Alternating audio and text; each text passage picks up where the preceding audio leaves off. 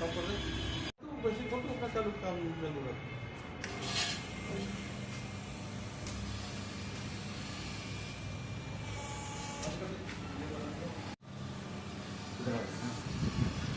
সুবিধা